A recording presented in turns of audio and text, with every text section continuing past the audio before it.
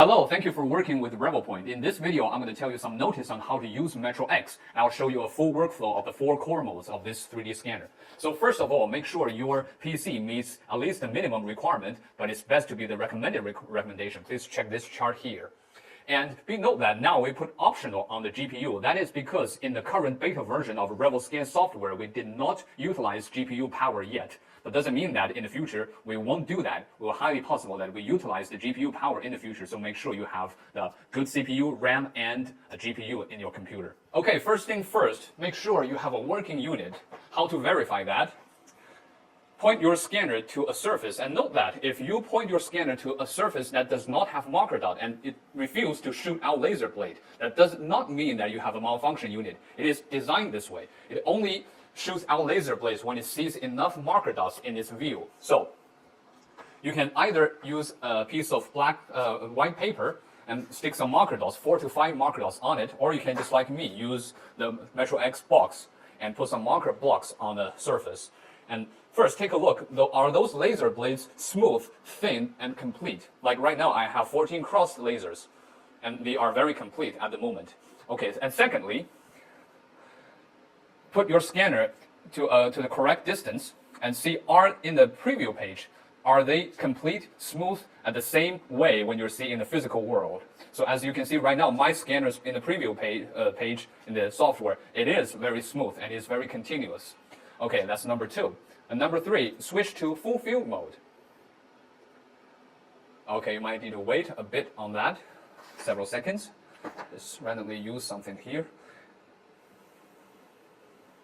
And choose feature tracking and just randomly scan something. Okay, let me stand up and do it. Okay, and look at the point cloud. See, the point cloud is normal. It does not flashes like crazy. So, in other words, if you find out that your scanner does not shoot out complete, enough, and smooth laser blades, both in the physical and in the UI in the preview page, or in the full field mode, your point cloud generation is wild, is kind of crazy, then you might need to run the calibration to fix those issues. Okay, before start scanning, let's talk about the markers.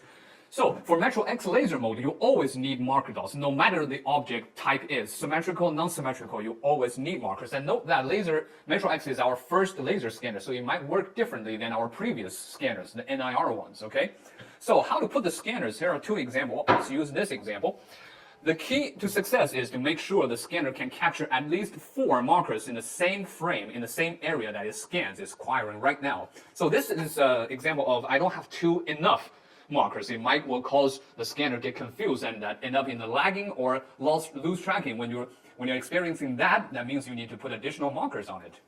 Here, this is another bad example. This is way too much condensed. Look how many markers I put.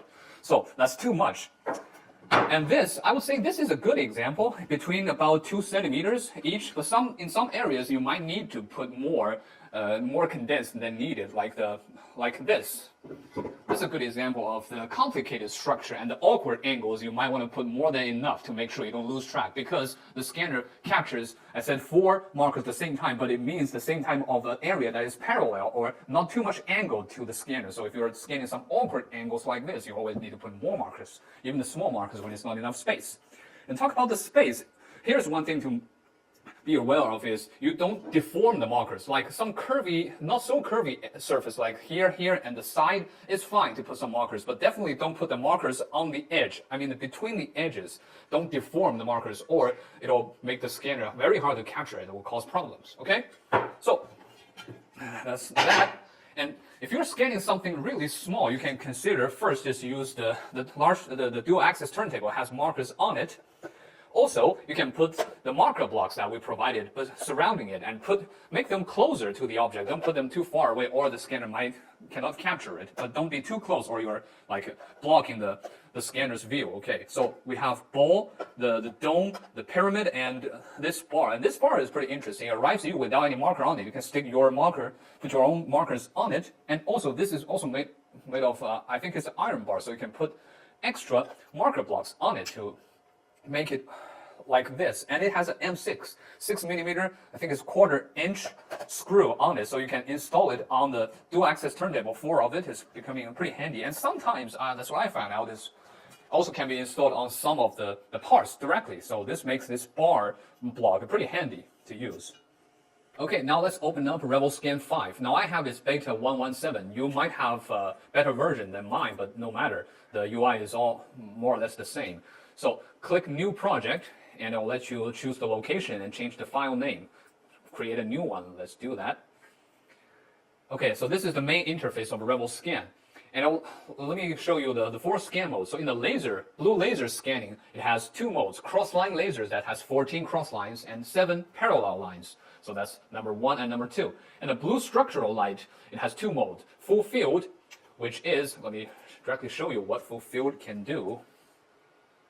Okay, so if you use a Revopoint, another type of Revopoint scanner before, this ring a bell, right? So full field is the fastest scanning mode for MetroX. And also auto turntable mode, I'll talk about that later, I'll show you. It's a full auto mode that lets you scan something precisely.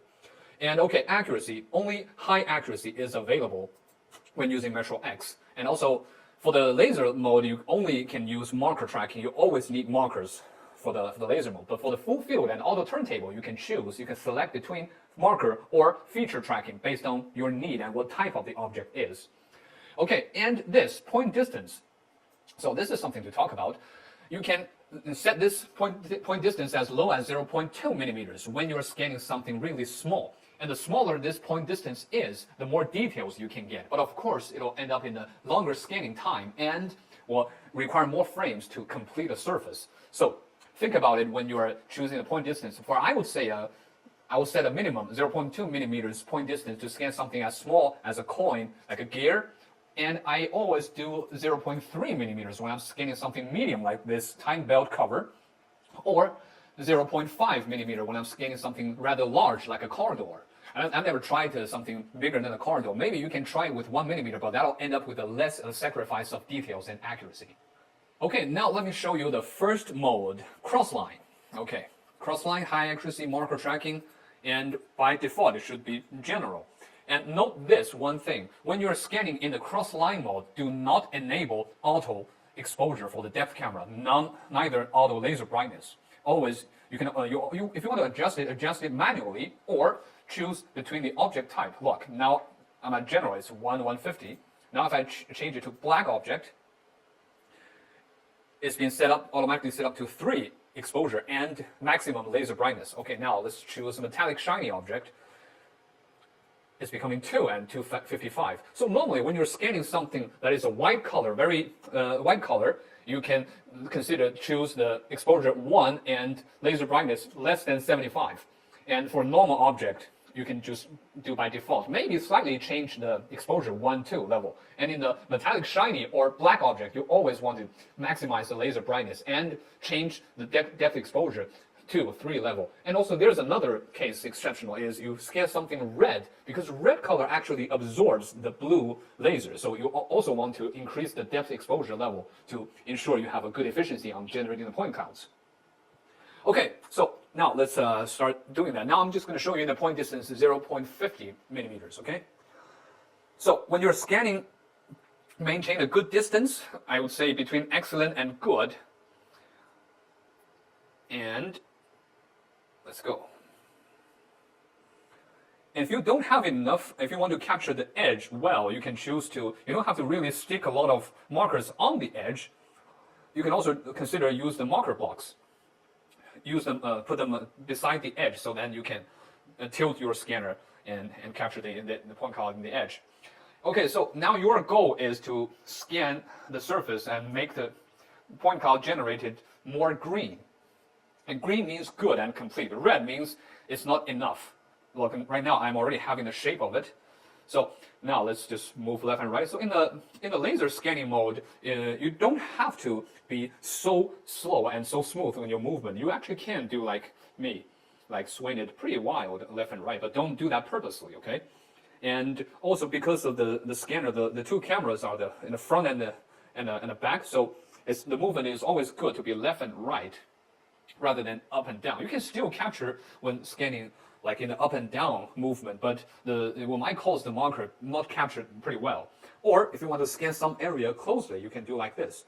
Draw a little circle like around this area. So for example, I want to scan this. There are some numbers and some letters on this area. So I want to do is can swing around it, like doing a little massage on it. Okay, so that's how you do it. Okay, as you can see, now I have like 3,000 frames. Normally, like this level of object, if you're not gonna capture the edge too well, that's why I recommend you to start practicing with this kind of a flat surface object. And well, let's talk about the edge. If you want to scan the edge well, see, this is what you're gonna do. Now, you want to tilt the scanner and make the angle like less than 30 degrees, and that's how you can capture the edge. And some of the markers cannot be captured in this orientation. And another thing is, you might find it's going to be very easy for you to lose track if you tilt your scanner when you're trying to scan the edge this way. You might just can't. Look, it freezes and lost track. Why? Let's now tilt the scanner this way. See? Now it can capture the edge, and the point cloud at the edge is generating. Why this is happening is this is because the orientation of the two camera. If you tilt your scanner this way, one camera remains on the top level and the other scanner already goes to the bottom. So it's not consistent. It cannot capture two different things at the same time. Okay? So that's why if you want to scan the edge, you always tilt your scanner in a horizontal way, like what I'm doing right now. Okay, the edge. Okay, because I didn't put enough marker blocks on the edge, I don't think I can capture that well, so I'm just going to quickly run through it, like one side of it, as an example. Okay, let's take a final look. Maybe this side, still a bit reddish. I'm going to put more time on that.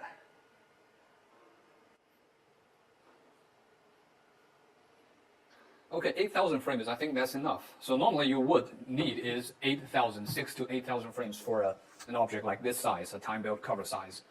Okay, now by the looking of this preview page, I think I'm good enough. This is almost all green. Okay, so now first is click complete. It will take you to the post-processing stage. You can use this one-click editing. This is quite a no-brainer. It'll do everything for you. But of course, it's not the best result if you specifically want to delete something. Like right now, I am scanning a bunch of the desk, the surface of this table. Okay, so then you can choose to use manual editing, step by step. So first step is to fuse. You can use this fusion. There are two fusing methods. One is advanced and standard. We recommend you to choose advanced and set up a point distance. And this point distance is quite similar with what we have in the scanning stage. Like in the scanning stage, it also allows you to set a point distance, but it doesn't mean that you have to do the same point distance when fusing, like the same with what you have scanned, like 0.5 and 0.5. Actually, you can do more, like in a point distance in fusing stage, will end up in sacrificing some details and accuracy while speeding up this process, or maintain the same, or you can choose to reduce the point cloud distance. It will work. Actually, it will increase the accuracy and the detail if you do that. So let's do let's say do 0.4, and this remove marker points. If you enable that, it allows you to choose a radius to remove these marker holes, and then in the meshing stage, you can choose to fill hole. Well, let's not do that. But actually, even though we don't choose remove marker holes, it will fill up the marker points for us. We'll see that.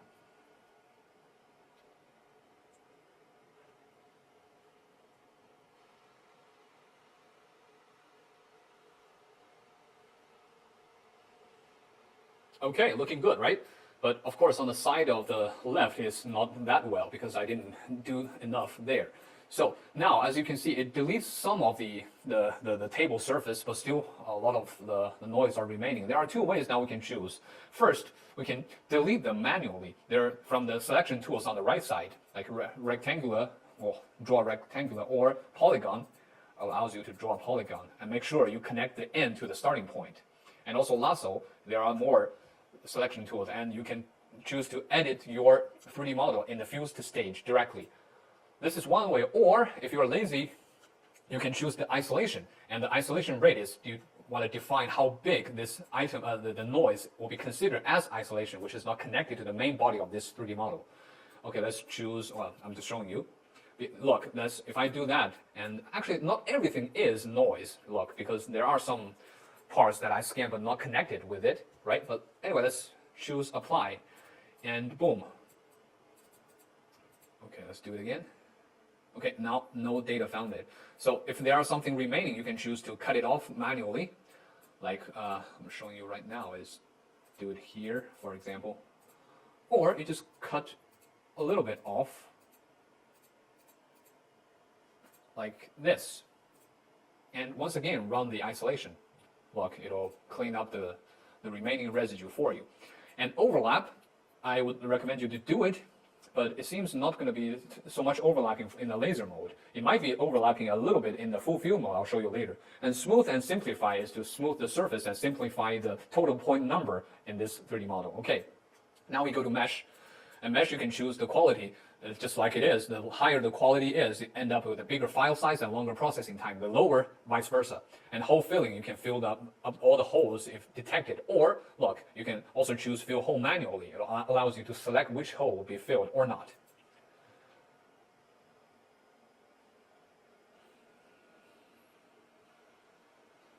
Okay, now you can choose to detect isolation once again and fill the holes you would like. I'll smooth and simplify this 3D model once again in the mesh stage.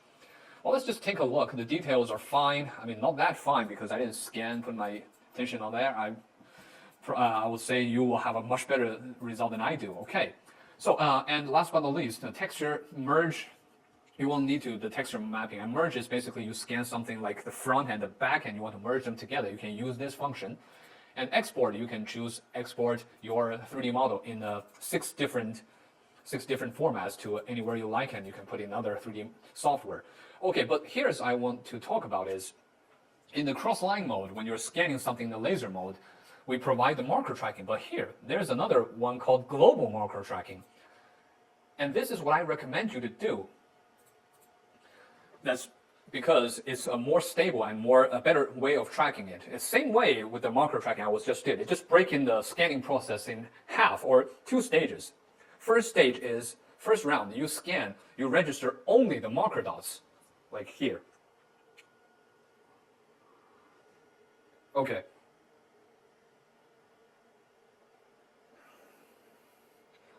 And when it's registered, when it's logged in, it'll end up in a white color.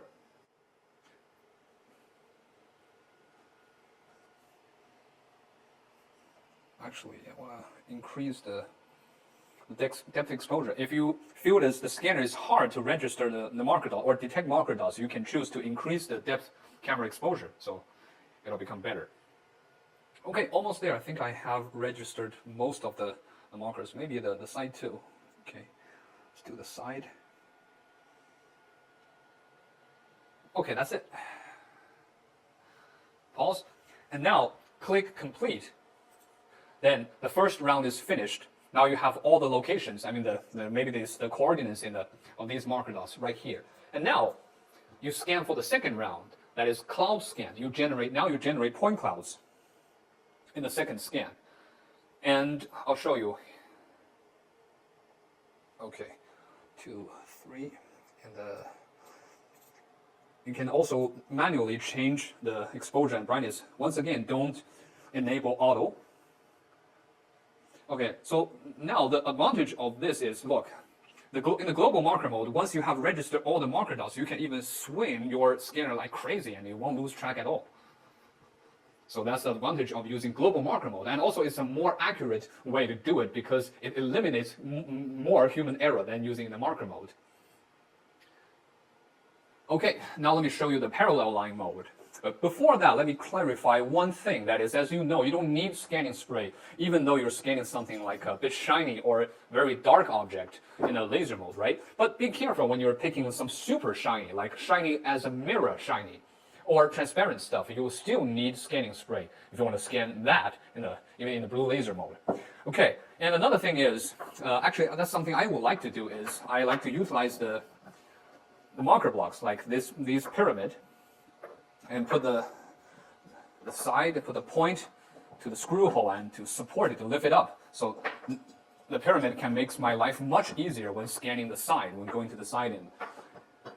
Like this. Like you can always combine the marker dots and the marker blocks together to make your scanning experience much easier. Also, like these domes, this is something I like to do too. Like I stick something on there, but there's empty space in the hole here and there, so that's something I would like to do. Right. So anyway, the parallel lines, right? So parallel line mode is slightly less efficient than the 14 cross-line mode, but of course it delivers you better with the details and accuracy. So it's more or less your choice when you're scanning a different object type. Okay, so let me just quickly show you how it goes with the 7 parallel lines mode. As you can see, the pattern is different with the 14 cross lines, and the efficiency, right? Efficiency is going to take you more frames, more time to scan the area completely green. Okay, I'm not gonna save you some time. I'm not gonna scan the entire thing of it. Just showing you. Look, now if I want to switch to the side, I can utilize this, the pyramid.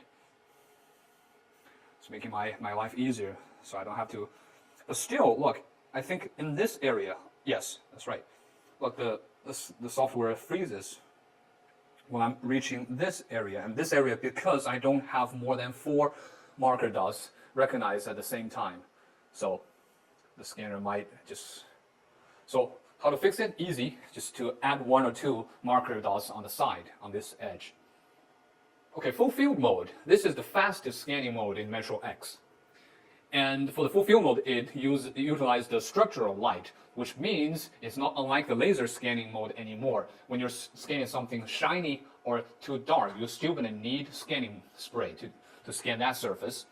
And for the full field mode, as you can see, also only high accuracy is available, but now you can choose between feature, marker tracking based on what you need, the specific type of the object. If it's featureless, utilize the marker. If it's feature rich, you can choose feature tracking, or still using marker mode if you want more accuracy on that. Okay, let me just quickly show you a quick example on that. And you can use auto or manually adjust the depth camera exposure. Like right now I'm choosing is 4. Okay, just do a quick run through.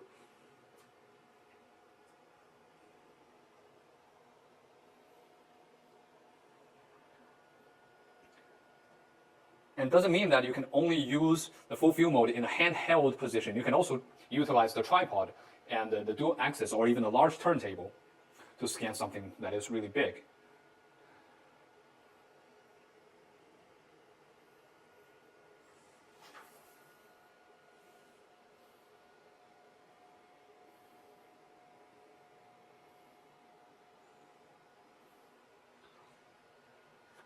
Okay, I'm not going to scan on that side because it's hard for me to maneuver. Okay, just run you a quick demo. Click complete. And I've showed you in the laser scanning mode on how to post-process it. So let's just run it with one-click editing here. And once again, I would like to show you this. Like I said, you can utilize the tripod and the turntable when you're scanning something in the full field mode.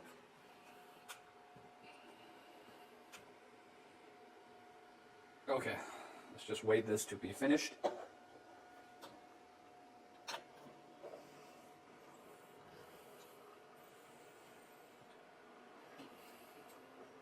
That was a quick scan, right? Okay, start a new project. And now look. Let's set it to the exposure to auto. Now take a look. Now if you want to use in the full field mode, if you want to use a tripod, you might find the orientation in the preview page is weird. It's like 90 degrees. So you can click this button, fix the orientation like this. Oops, it's upside down. So maybe what we do is to change the scanner this way. Okay, so now let's click it. Now boom, it's been back to the original orientation like that.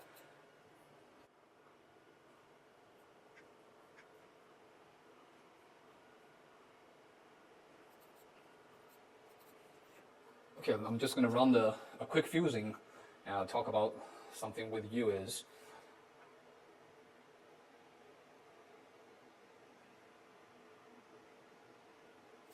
Okay, like this example here.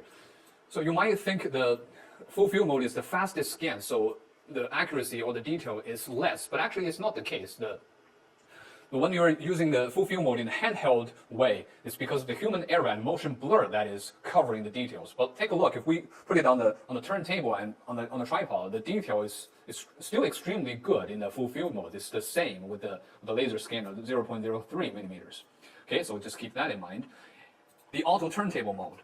So as in the name, you always need a turntable, and specifically the dual axis turntable with you to use this mode. So first thing, you need to connect your dual axis turntable to the RevoScan PC. And one thing is, under auto turntable mode, you don't have to flip the orientation because it's already flipped. So if you click that again, you can, but you'll do that and you'll make that wrong again. So, and now click this button, it will be recentered. Okay, so now the auto turntable mode is a fully automated scanning mode, as I mentioned, but it's not quite the case because you still need to set it up before you run the full auto process. That is, first you select the rotation direction CW or CCW. By my perspective, I think they are the same. And the rotation interval, the more this number is, the bigger the space is going to rotate between each stop. And the rotation speed, of course, and you can you can make it do maximum 5 rotations based on what you need. Okay, so like first rotation 0 and 0 means level, and 10 you can do more between minus 30 to 30. Minus and positive means left and right tilt angle. Okay, so just to quickly show you that, we're just going to do 1 rotation. Okay, but of course you can always do more, especially when you're scanning something really complicated. If you want to scan the edges from every angle, so it's better to scan more rotations. Now this is just a demonstration, so I'm just going to show you that. Okay, so that's that. 18. Okay, looks good. Okay, let's go. So the pattern is static. Like when each time it's taking like single shot movements, 5, every time it's taking 1 or 2 frames. So this is the mode that assures, it avoids absolutely no human error, no motion blur. So the object and the scanner are static compared with each other. So it can absolutely assures you the best accuracy and detail. So that's how it works. And of course, it also provides you can choose between marker tracking or feature tracking based on what the object type is. But normally in this mode, you always want to more accurate, more detail in that. So marker mode might be the better off way to choose in this mode. But well, as I said, the feature tracking you can choose that as an option, still open to you.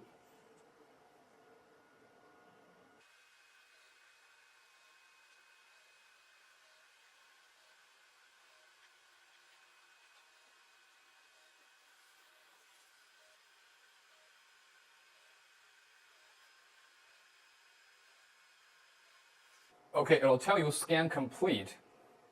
And let's take a look. All these pyramids look like blocks are not error. They indicates the camera angles, the position of the cameras between each frame. Okay, so once complete, same thing. We complete this scan, and well, let's run some detailed fusion to let you see the final result. And one more thing is, if you want to tilt your object, to make sure that you put something like a sticky pad or a glue tag between the object and the turntable, or it might gonna fall off, just like what I'm doing. This is what I do, the glue tag on it. Chewing gum, let's say. Okay, isolation.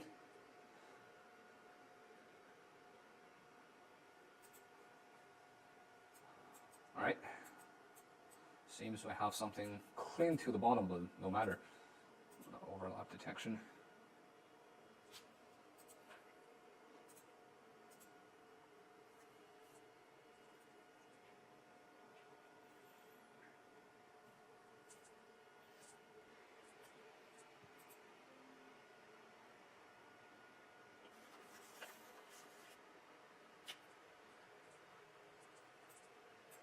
Okay, that's the gear.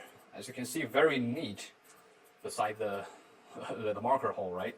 So absolutely zero no human error, no motion blur at all. That's the auto turntable.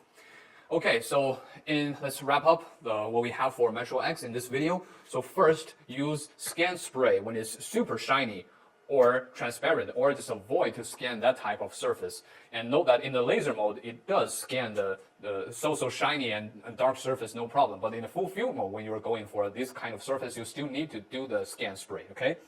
Okay, and in the laser mode, it only shoot out the laser blades when it detects enough marker dots. So when you're scanning something and it does not show the laser blade, it's not mean that this MetroX is broken. You just might need to put some marker dots to let it detect and shoot out the laser blades again. And also for the modes requiring the markers, not only the laser mode, but also the other mode, to make sure you have a good density of markers, perhaps avoid and also avoid placing marker on the very curvy, on the very edgy areas that deforms the markers, okay? And also, if you want to absolutely prevent the tracking issues, you can start with the global marker mode. That means you break a scan in half. The first round, you register and scan only the marker dots, and the second round, you start generating all the point clouds. Okay, thank you for your patience. Hope this